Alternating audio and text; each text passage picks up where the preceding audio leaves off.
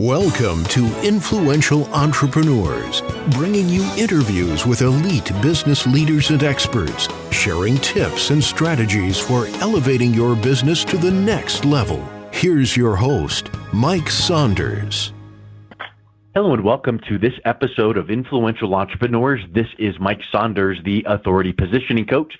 Today we have with us Chris Blair, who's the founder of Maestro Associates, a Denver flat fee financial planning firm, and we're going to be talking about the benefits to transparency of flat fees. Chris, welcome back to the program. Thank you, Mike. Glad to be here.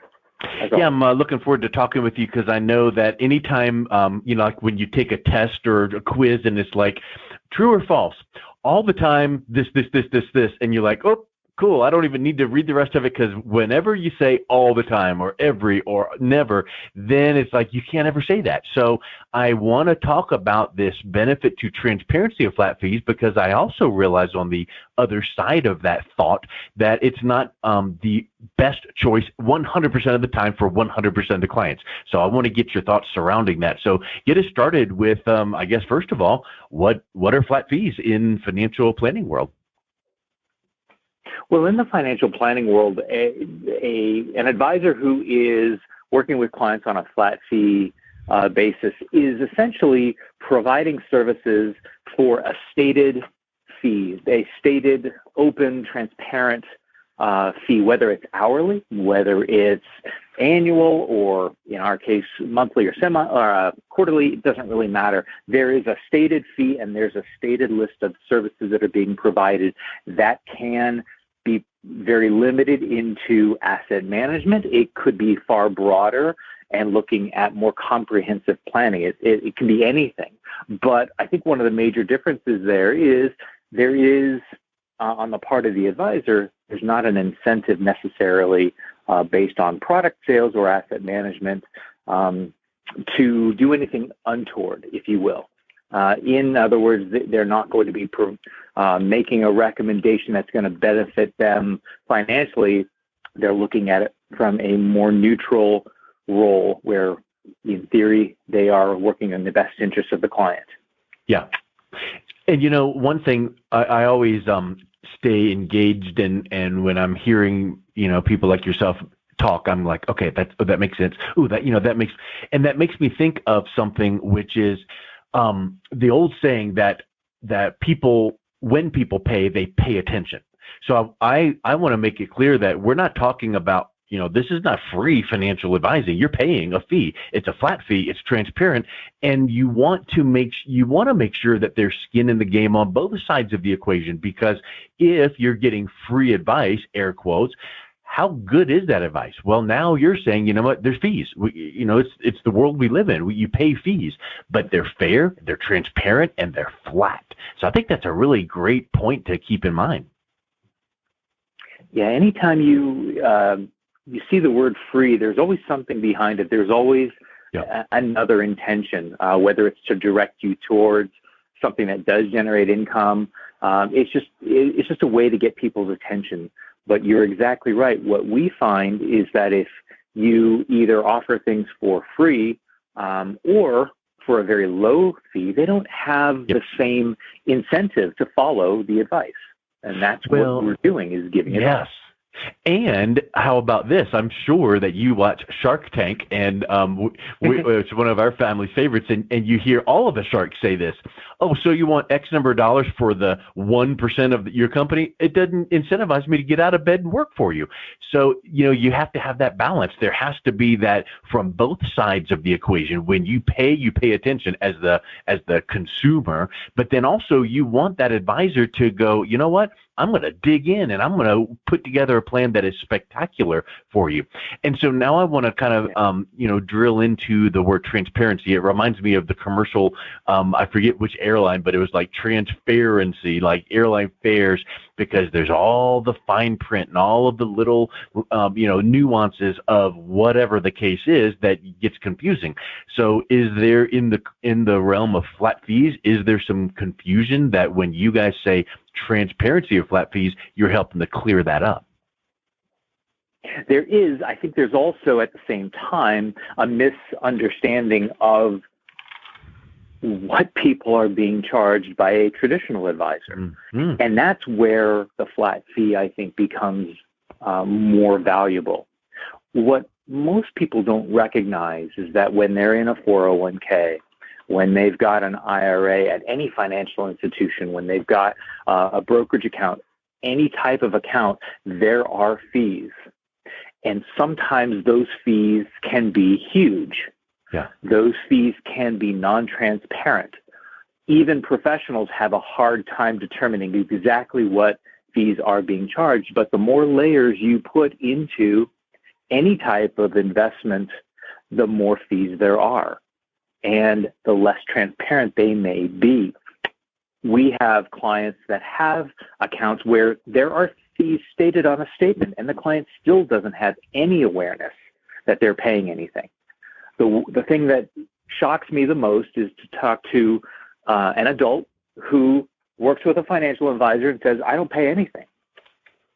Oh, yes, you do. And in fact, you would be stunned and probably outraged if you found out the exact fee that you were being charged, hence transparency. Well, and also, doesn't that cut into your impression? Like, for instance, if you got your quarterly statement that says, here's how your portfolio performed, X percent, whatever that percent is.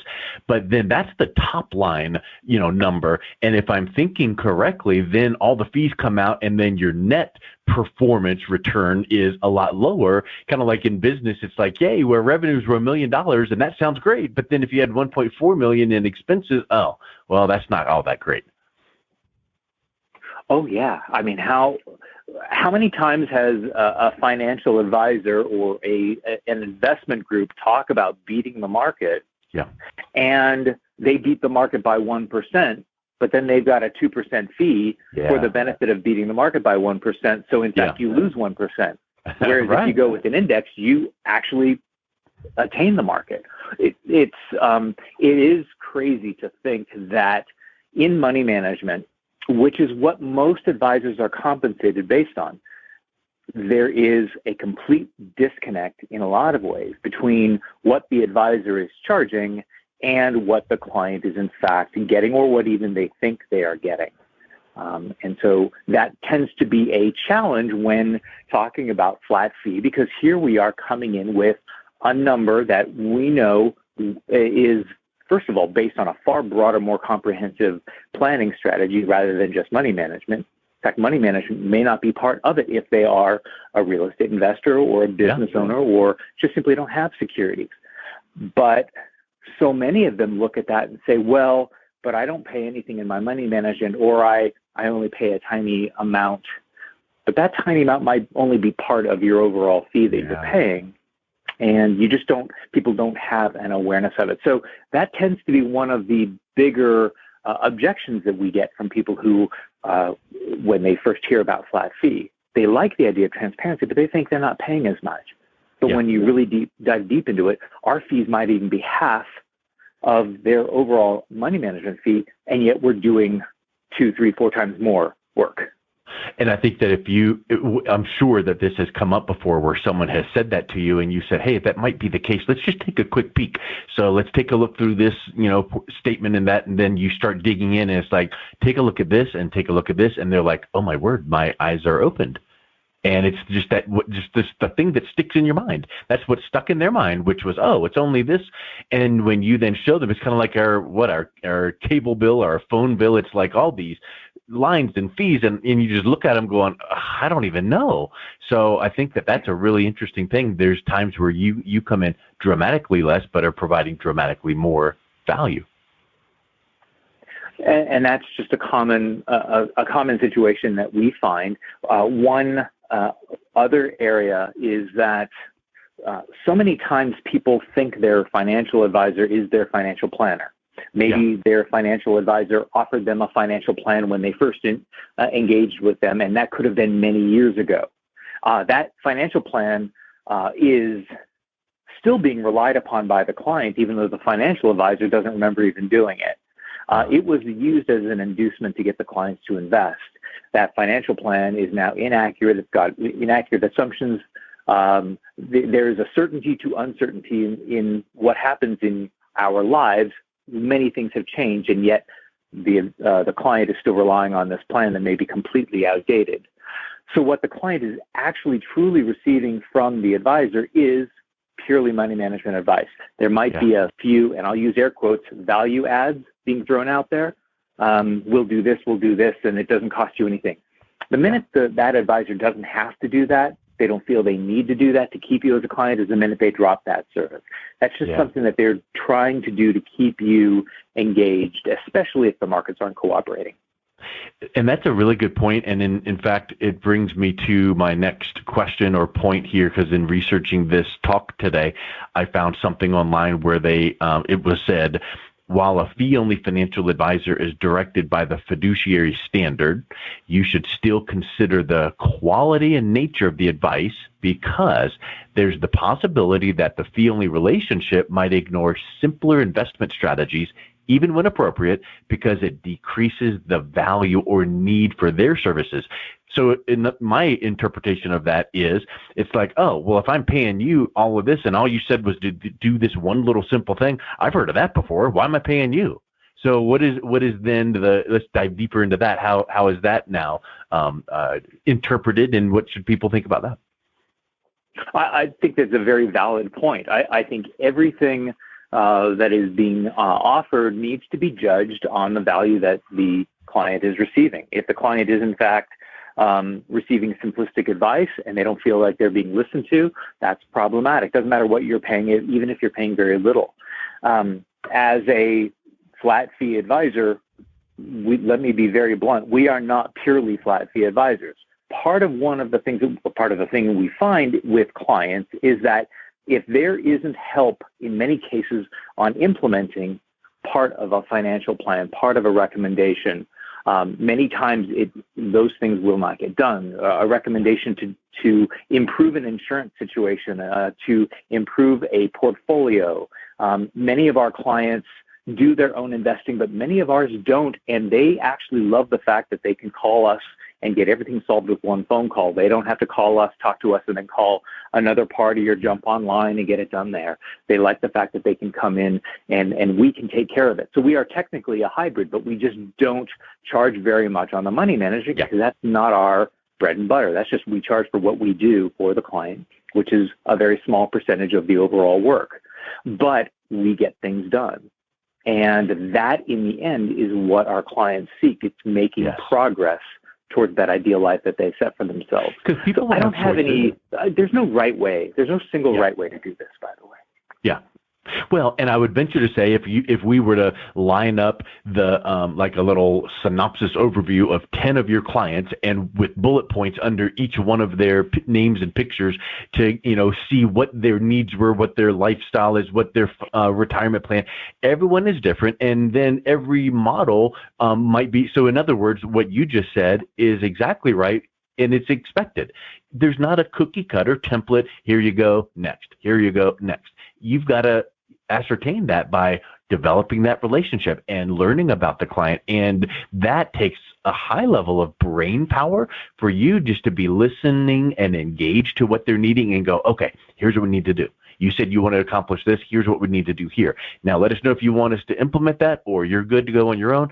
So I think that model, that hybrid model, really is great because some will want you to implement, some won't, but it doesn't matter. You're not going to give worse advice to the people that don't want you to implement it. Yeah. Our basic premise is that we want our clients to achieve their goals the way that is most comfortable for them. Many of them come to us with professionals already in place.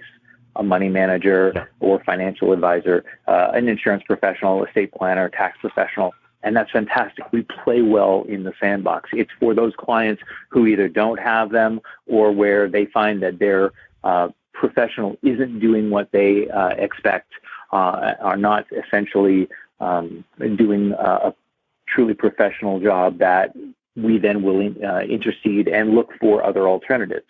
That may be us, it may not. We've had cases where it's clear that the client is better off doing their own money management.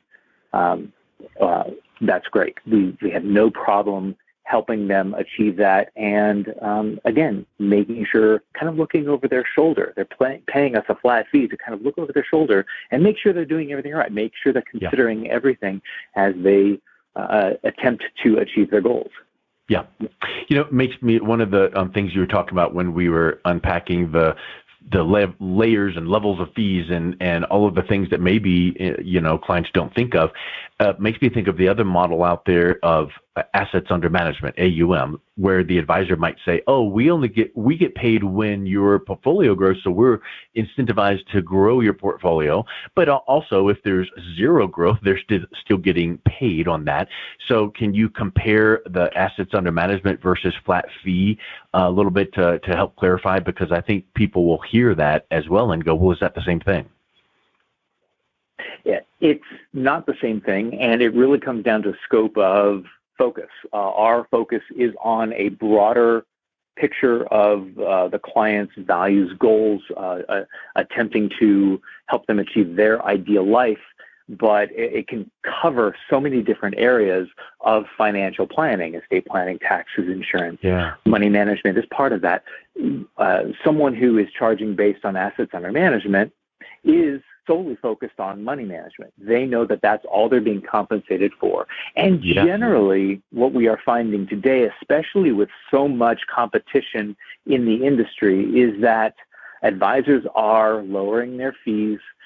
They are adding value in other ways where, again, as I said, I don't say it cynically, but maybe, that they're adding value to try and get the clients to stay with them regardless, because they know that they have other options. They have other options with the do-it-yourself groups, or just you can't swing a dead cat without hitting a financial advisor in most cities in America today.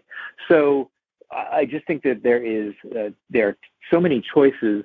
Assets under management, the only problem that we really have with it in the big picture is that they're narrowing the focus. They're doing nothing more than focusing on the tax return, on an estate plan, on an insurance product. It's a very narrow focus. And for the clients, that can kind of give them a misunderstanding of how they're doing. You can get a great rate of return in your portfolio on consecutive years, and yet you're falling behind in your plan because you needed to save more, in fact, and no rate of return is going to enable you to overcome bad spending, potential liabilities, just not saving enough.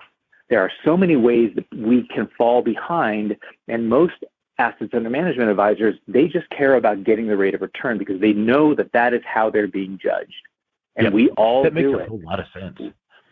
Like, for instance, someone that is talking about assets under management would never have a long, drawn-out discussion on investing in income-producing real estate, because it's like, we're not going to get paid on that, and that's not in our realm of advice. But whereas that is something that, like we talked about on last time we were together, that's part of your plan. It's like, if you guys, as an investor, as a client, want to talk about real estate investment, let's talk about that. Let's factor that in. Let's make sure it's properly balanced. So just that assets under management might sound great, but you might not be getting the full, focus of a full plan.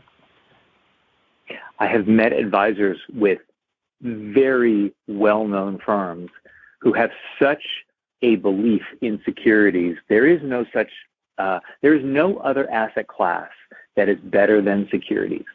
Well, that's a pretty weak argument when you're talking to a real estate investor who's done incredibly well over time. And when I ask them the question I would ask any other advisor, would you allow a client to take money out from an assets under management with you and invest in a great real estate deal? Nope. I don't believe in real estate. I don't believe that it's ever going to allow the client to achieve what they want. There are millions of people who would disagree with you. There are a tremendous amount of opportunities in things other than securities. But remember, that's how they're compensated. They're compensated based on a bottom line of how much is under management. And by the way, we're in a declining market right now today. Advisors are still getting paid. Advisors are getting paid whether they're up skiing whether they're not golfing today because it's cold, but whether they're not working, whether they are working, they're getting paid as an asset under management person. They do not have to work very hard to keep a portfolio rebalanced every quarter.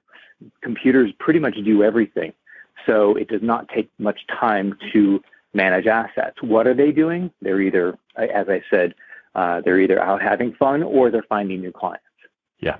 We are spending most of our days working on our client cases, trying to find ways for them to improve their financial situation to allow them to achieve their ideal life sooner, even in a declining market. That is awesome. I love it. That's super clear, from when we started this conversation saying, hey, let's talk about what are the benefits to the transparency of flat fees. We covered what's flat fees, how all of these options benefit a client, and that you just really, really brought it home. So thank you so much, Chris. I really appreciate you coming on today and talking about this. What's the best way that someone can say, you know what? Can you give me a snapshot of what you can do for me, and what would flat fees look like in my scenario? What's the best way to reach out and connect with you? There's 3 ways they can do it. They can either go to LinkedIn, to our page on LinkedIn. It's Maestro Associates. You can go to our website, www.maestro-associates.com, and Maestro is spelled Maestro. Or you can give us a call, 303-316-7900. I take calls all the time, people just asking questions about how flat fee planning works and just seeing if this might be a fit for them or whether it's not a fit for them. So we're very open to having conversations with people, either through the website or directly on a phone call, just answering questions about how this might work for them or if it might work for them. So we're very open to that. Perfect. Thank you, Chris. I appreciate you coming on today. Great. Thanks, Mike. Take care. You've been listening to Influential Entrepreneurs with Mike Saunders. To learn more about the resources mentioned on today's show or listen to past episodes, visit www.influentialentrepreneursradio.com.